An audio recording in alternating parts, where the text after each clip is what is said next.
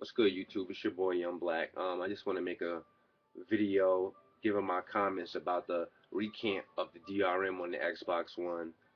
Um, I'm not a big Xbox guy. You guys might know that. I used to be when it first came out. I liked the Xbox 360 when it first came out. When it first came out, it was cool. I played Project Gotham. Um, I forgot which NBA 2K was out at the time, but I had the NBA 2K that came out at the time. Um, what else was out? Perfect Dark. I got that when it came out too. I mean, yeah, that was back in the day. I mean, nobody would play that shit right now, Perfect Dark. But I actually liked that game and played it. And would probably still play that shit. I don't know why I just like that game, even though people say that game was garbage. Um, but Microsoft's just I don't know, just certain things about them to me. They were all about the money. They lost their way. To me, their stake to claim was Halo Combat Evolved on the regular Xbox, the original Xbox. Now we can't call it the Xbox One, as everybody knows now, and everybody's been saying that. Let me just say that line too, because everybody else has said it too. Not to be cheesy, but it's just like, damn, how many people are gonna say that? Yeah, the new Xbox is called the Xbox One. So yeah, the first Xbox is now called the original Xbox. All right. Let me say that too.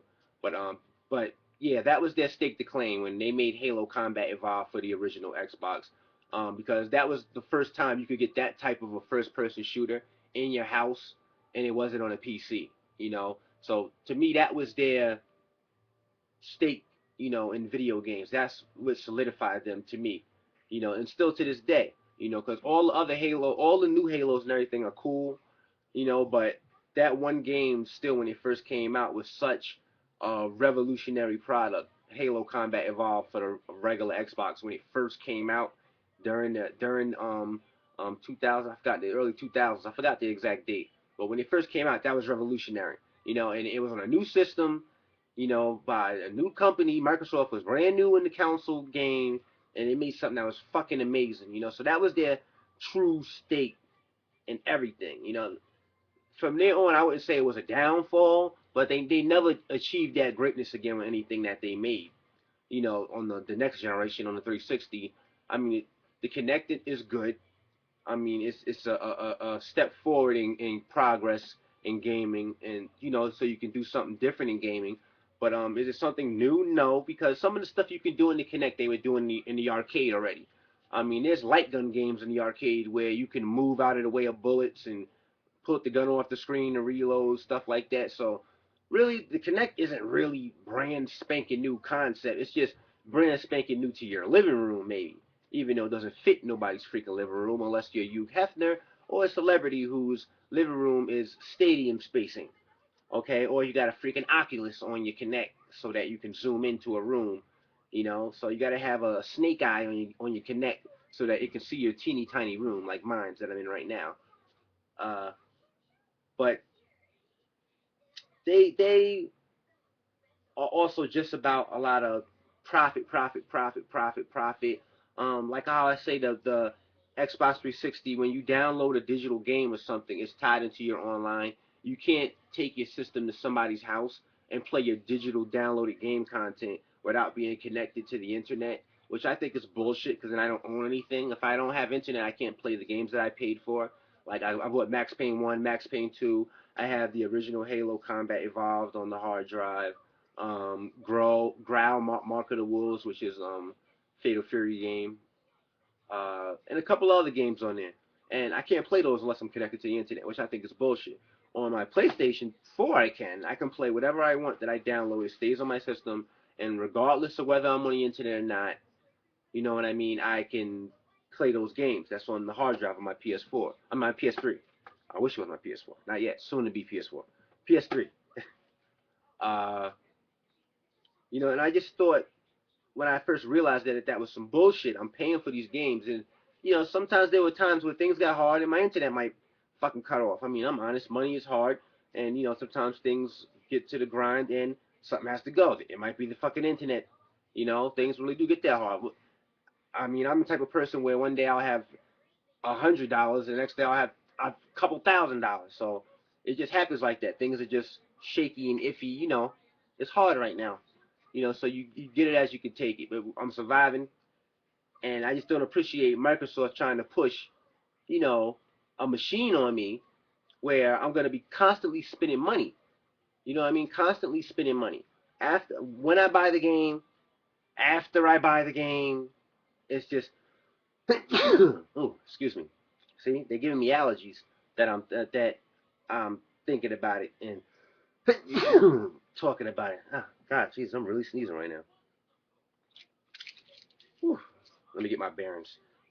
But anyway, it's just ridiculous. When I first heard the announcement for the Xbox One, I thought it was a joke. I thought they were really joking. When they said that the machine had to have internet, I'm sitting there like, really? Like, how can you make a machine that plays video games, console games, not PC games, not just a cloud gaming, oh shit, not just a cloud gaming machine, a, a, a console that has to always be connected to the internet for it to play its main content, video games.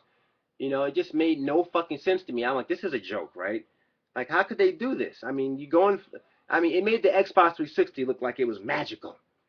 All right, because the Xbox 360 is nowhere near freaking perfect. Um, Failure rates earlier in the release of the console a couple years ago. People's houses and power units on the back of the system burnt down. I just lost my voice instantly. All types of problems that they had with the system that Sony never seen. Sony's biggest problem was the online went down for 2 months, right? And people are like, we don't even really play the online anyway. They playing online on Xbox 360, so that ain't even a huge thing because Sony was doing bigger shit. They were making games that can't be made on the Xbox 360, like Metal Gear Solid 4 and God of War Ascension and God of War 3. That just games that couldn't possibly be made on the Xbox 360. Sony was making. But that's besides the point. You know what I mean? Not that those games are perfect, but they're fucking beautiful games and they're amazing and they're not even capable of being made on the 360. But Microsoft, they just try to take as much money from the consumer as possible. I mean, they even proved it because EA even did some bullshit and took away the coded game marketing campaign that they were doing. I forgot what they called it or whatever. You know what I'm talking about? When you bought the game and you had to punch in a code to use the game. All this fucking bullshit that they were doing when you first got the game. And if you bought the game used, you couldn't use it online because somebody else had got the game. And then all of a sudden, Microsoft comes out and says, "Well, guess what? All our games have to be online, or you can't play them." Like that was just a scheme, and EA was in on it. They are the fucking devil. EA is they're the fucking devil because they were in on that shit, right? Because if it would have worked, they would have did it to us. All right. Now it's back to the way everybody had it. So last generation, at the end of it, for the PS3 and the Xbox 360, we was getting raped. They did some bullshit and put codes on our games so that we couldn't play the multiplayer without buying the game brand new. If you bought it used, you had to pay extra for the multiplayer by a downloadable component. Some bullshit, right? As long as they could during the end of these system cycle generations, and now the next systems aren't going to require none of that shit because of the shit that Microsoft pulled. They'll probably never be able to do that shit again to us in the gaming industry just because of the big boo boo Microsoft pulled. And talk about epic fail. I mean, Microsoft is press conference and they come across about what they were doing with this new system was just a freaking total freaking epic fail. Not only did they fuck us initially, then they retracted the fuck up like, oh, psych now, which made it even worse because when they first presented the system to us, it insulted my intelligence as a consumer. Not just personally as a gamer, but as a consumer. That you could market a product to me like this, okay, that is totally against what a console gamer is about, and it's totally restricting me from what I'm buying the console for, and look at me with a straight fucking face. and present to me input selections for my fucking TV, vocally through the Connect. Like that's supposed to fucking amaze me. That's, I mean, they selling snake water. Like it's really that bad. I'm like, wow, it was serious, right? And then you retract the whole motherfucking thing, right? And act like, oh, psych, nah. That was like, y'all just put that shit there and you could just press a button or something to remove it. All of a sudden, magically, a couple of days ago, it's gone. Nobody, they not putting it there now magically, right? And if you go to my boy, Angry Joe, Angry Joe on YouTube, his channel, right? Subscribe to Angry Joe. Go to his channel too, cause I watch his videos all the time. He's way more popular than I am. You know, I would kind of say he's not my mentor on YouTube. I don't mentor any. Nobody is my mentor, but I do look up to his prowess on YouTube. He's really good on YouTube. I watch him a lot. You know, and he actually has a interview with Major Nelson. You know, he went to E3. He got in. They gave him a press pass. You know, he's in there. YouTube has, you know, got him the chops so he could actually get into the front door. And he actually got an interview with Major Nelson at E3. And during the interview, he actually asked him, like, you know, you guys could actually just, you know, take the 24-hour check-in and all the DRM stuff off of the 360. I mean, off of the Xbox One, excuse me. And Major Nelson looks at him sarcastically and asks him snidely, like, are you a developer or a programmer? He was like, no. Angry Joe's like, no, no, no, no. You know, and Major Nelson's like, well, then you don't really know then. And then a couple fucking days later, they release a press fucking announcement that they're actually just taking it off like that. Like it was just something simple, or we could just alleviate it. Don't worry about it, guys. All your games are gonna work. Guess what? The system's gonna be region free, so everybody in every country and all the military and everybody's gonna be able to play it everywhere because there's no internet check-ins or nothing. You're gonna be good. You know, all of a fucking sudden, when they realized that we weren't going to go for the bullshit they were going to try and pull. And to me, that just shows, you know, am I going to get an Xbox One? Yeah. You know, but am I going to feel wholeheartedly about supporting the system? No. Which means I'm going to take risks to buying certain games that Microsoft is going to make because I see what they're doing. I don't trust them. They're dealing in gimmicks and lights and clockwork. They just want you to see a lot of, you know, like, you know, shiny lights come towards the. They just want you to really, you know, elude you to get the money out of your pocket. They're not trying to be creative. I feel like, you know, Killer Instinct is back. We asked for it. Does it look the way I want it to look? No. Aesthetically, I don't really like the way it looks. It is a total step backwards from the original Killer Instinct. I would have rather them just bring the original Killer Instinct out downloadable.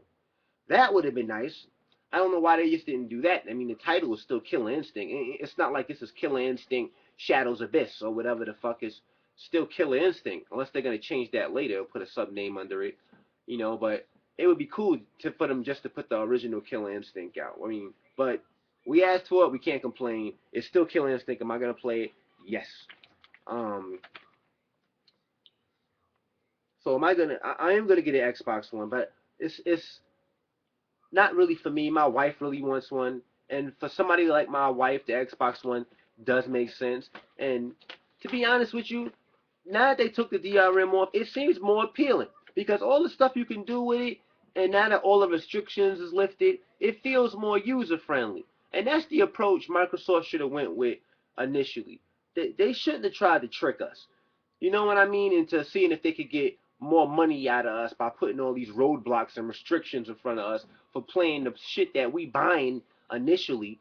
And then not only that, they announcing, I mean, not only are they putting the restrictions in front of us for purchasing the games and actually making the material user friendly, they also going to tell us that every game they making on day one, that's coming out day one, could be purchased digitally. And if you're not really smart, you don't understand what I mean. That means when you go to GameStop and you buy a game, Microsoft doesn't get all the money from the $60 or the $65 that you pay with the tax with the game. Some of that goes to GameStop or wherever you buy the game from. But when you buy the game on day one, it's not discounted. It's still going to be $59.99, and they get the full price of the money. So not only are they restricting you, they've got a way to make full price regardless of how you buy the game, and you can't trade it in or buy it used or nothing. So that's just full profit, as much profit as they could marginally region without fucking going in your pockets and just taking how much they want to take for what they making, and to me that's bullshit, and the PS4 is just so much more user friendly. But now that they took the DRM off of the Xbox One, the Xbox One is still very capable for the features that it has because now there's no restrictions. All that TV input shit with the Kinect, that's kind of cool for $500 and with no restrictions on my games. With the restrictions on the games part, that TV shit wasn't gonna fly. And that's basically what it was. They thought we were gonna be magified by the lights and clockwork behind vocal selection through the Kinect. That wasn't gonna work. Um, but anyway, also, I want to talk about some stuff, E3 stuff. This video is going to be a little long, so bear with me. I don't care. I just feel like fucking talking right now on YouTube.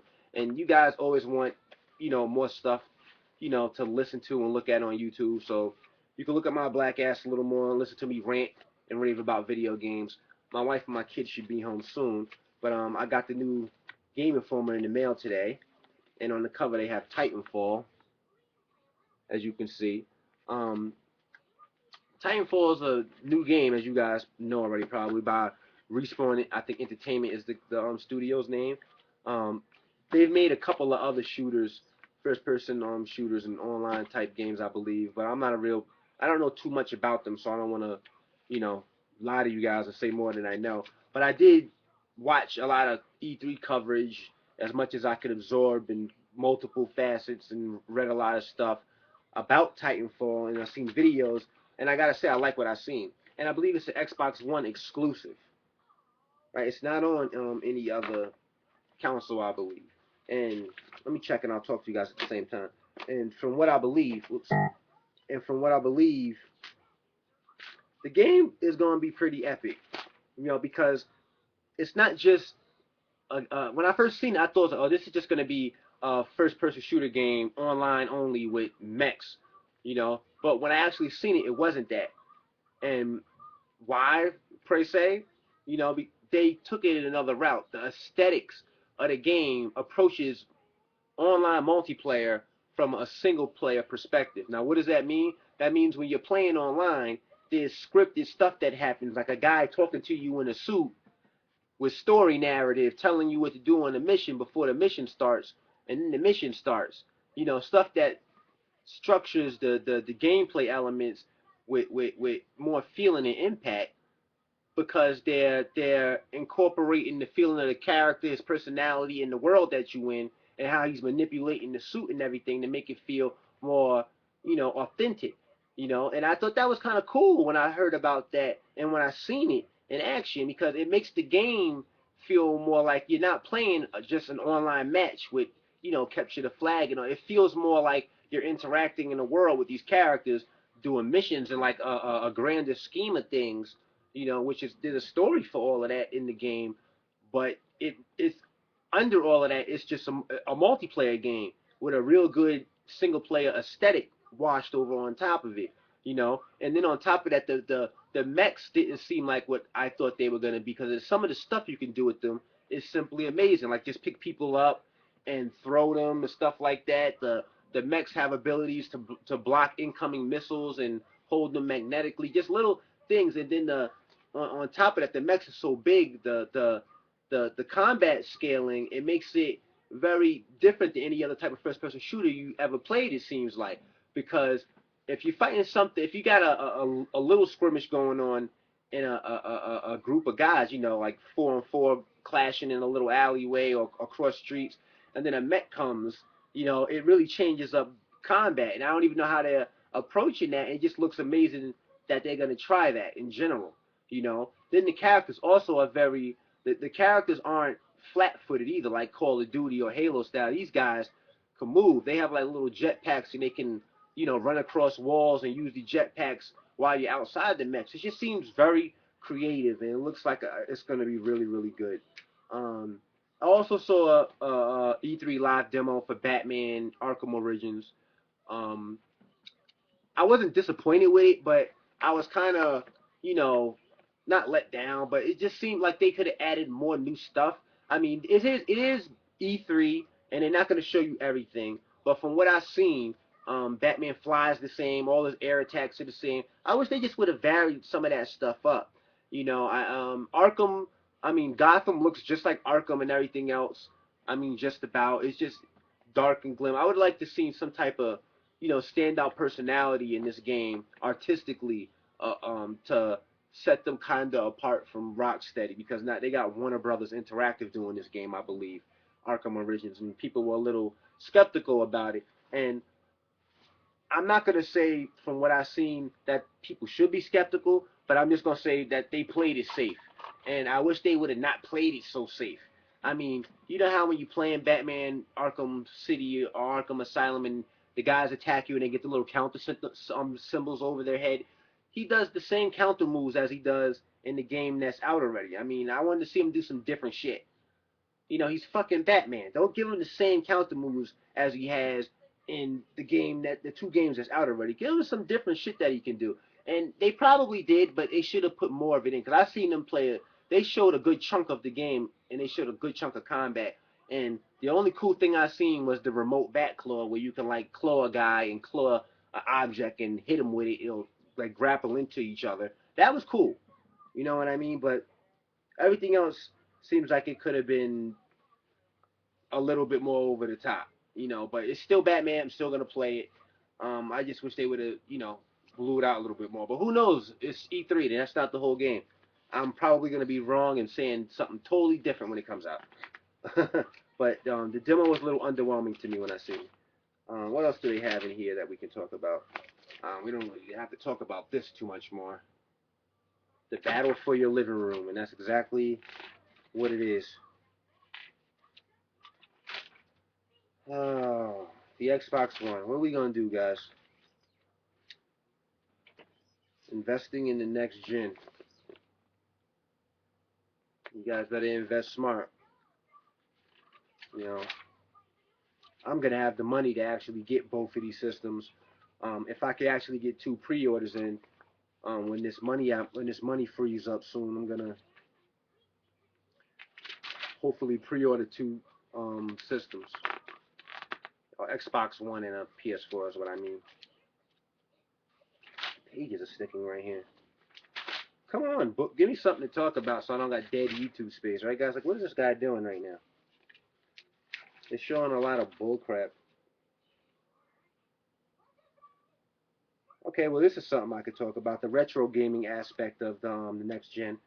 Uh, the retro gaming uh, is a big thing on the PS4 side.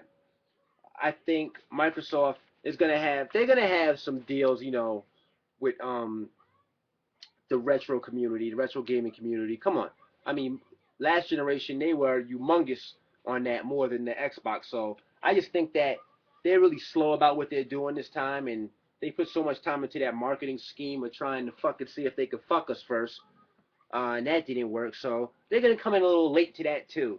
But trust and beware that DRM is going now, and if the system promises to work as well and as Microsoft has told us without the DRM and everything, oh, people are gonna buy the hell out of this system, just like they bought the 360, and all will be forgiven. And Call of Duty Ghosts will be the most popular game this fucking Christmas and everything. Trust me, okay, it's gonna happen. But they're gonna get retro games and everything on the Xbox One.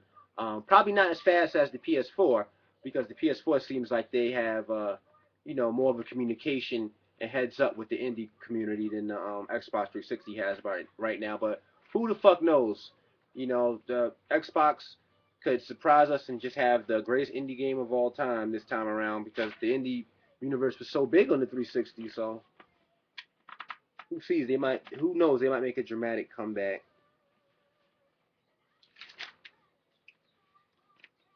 Sims 3 Cribs edition. Who plays that? Not me. A lot of stuff in these books. Neverwinter Nights. I always wanted to play Neverwinter Nights. Tell me if any of you guys play Neverwinter Nights or any of those online like World of Warfare. I can't get into those World of Warcraft and none of those games on the computer. I always want to try them. I try them for a little while, and then I just feel overwhelmed, and the world is too big, and too much shit is happening, and guys running past me with unicorns that's lighting up and falcons on their shoulders and shit. And then I'm like, I gotta get out of here. I can't, I can't play this no more. I'm nowhere near none of that, and I don't even want to be there looking at it. It looks so far away. Maybe it's a patience thing, right? Probably right, guys. Here goes some stuff from Titanfall. The art. That is freaking awesome. A guy standing outside of his mech. Looks like he's getting a view of the terrain or something there. Just the aesthetic of this game alone is pretty fucking awesome. I mean, the games I like the most out of E3, because you guys asked me that too to talk about. The game I like the most, I think, if I don't change this up, was the Division. The Division just looked like some real off the hook, the Book of Eli type, you know, real. It just seemed real, like it related and came off very well and very human. The demo, you know, and the technology under the hood of it when they showed the maps and everything, how they came up like holograms. I thought that was really fucking cool too, yo. And it's an RPG, a Tom Clancy RPG. Like, wow, that's just something. That's a step forward in general. I just thought that that was really fucking cool when I seen that. Um, Watch Dogs was cool too, but I don't know. It's not gonna with shit like the Division floating around out there. Um, I don't know. Titanfall was fucking awesome. I said that already. I love Titanfall. Um, and of course, fucking Destiny. Destiny looks like it's gonna be something we're all gonna be playing next year, not this year. But we'll be playing probably most of those games I just said. We'll probably Titanfall's probably gonna be next year. Also, it's not gonna come out this year. That game looks so good. It looks like it's that take their time. It's gonna it looks like it's gonna come out very well if they do what this game looks like it can do. And the Division looks like that also. You know, the Division looked awesome. I mean, as soon as I seen that, I said, and the way they presented it to us with them all meeting up separately, you know, it just seemed very charismatic, you know, and it just made you want to play too. Like, oh look, he just met up with another person, and they're gonna help him. You know, that was pretty cool. Then the customizable stuff under the hood of it, it just seemed like end of the world Skyrim or something. You know, it just seemed really fucking cool. And then the events that can happen, and you know your game could be rated by other players, kind of like Demon Souls when you're playing and your world gets rated by a player, and they're in the world with you somewhere on that stage, and if they catch up to you or if they're ahead of you or see you, they can kill you and take your souls and your currency and everything, kind of like that, but in a shooter setting, a third-person shooter setting. I just thought that was pretty cool. So you could be playing the game with a bunch of guys doing missions in the Division, robbing a supermarket and fighting off rebels to get rations or something, and all of a sudden your game's being rated by human players that will get some type of award for killing you in your own game, you know, online. I thought that was kind of cool. They stole that idea from Demon Souls and Dark Souls, but it's fucking awesome now.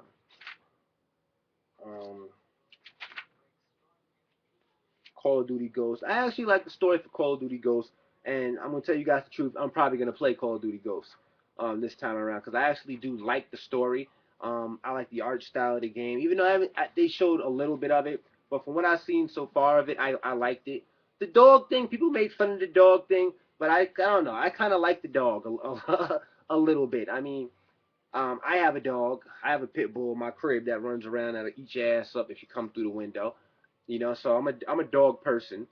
You know, so I kind of like the dog aspect of Call of Duty.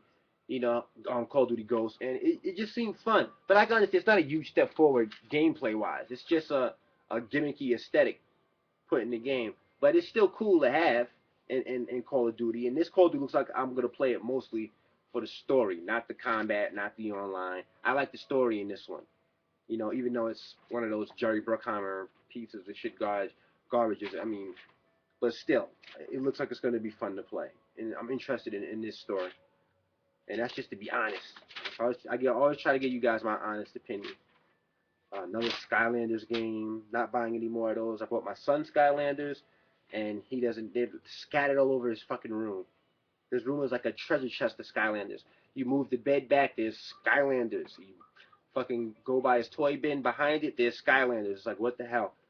It's like you could make a whole game out of finding Skylanders in his room. Skylander RPG, just run around finding Skylanders. Dying Light, what the hell is that? I don't even know what Dying Light is. Oh, it's a PlayStation 4 game by Dead Dawn. Oh, is this? These are the guys who made Dead Island. That's right, Dead Dawn. A Dying Light by Dead by Dawn. Excuse me. Lightning Final Fantasy 13. I didn't even beat the first one, Final Fantasy. Watch Dogs, the Bureau XCOM Declassified. I'm not a big XCOM fan, but I do want to play that XCOM for the Xbox 360. Not this one. There's a regular one that's like a turn-based type of strategy RPG, top-down type of a thing that I've seen. I'm gonna try that. Either for the 360, I might buy it, or I might just download. There's one for the iPad that looks like it might be cool too, or for should I say iOS. Castlevania Lords of Shadow. I'll talk about this a little bit. I gotta admit, Konami is beastly. And is this still Kojima doing this? No, Mercury Stream. They did the first one. Kojima did the first one. Kojima Studio did the first Castlevania Lords of Shadows, if I remember correctly. And that shit looked like it was pretty good. And then I didn't play it at all. You know, I seen a couple of videos for it, and it looked like this looked like it might be pretty fun. I heard it was pretty long, so it had the RPG elements in there, but it played like a kind of like a God of War type of a game, you know. But it had the length of an RPG, and it had the Castlevania aspects to it, which are very RPG-ish. You know, RPG. I made my own word up. But anyway, I seen the trailer for Castlevania Lords of Shadow 2, and I was pretty fucking impressed. I like the way they did the story for Dracula.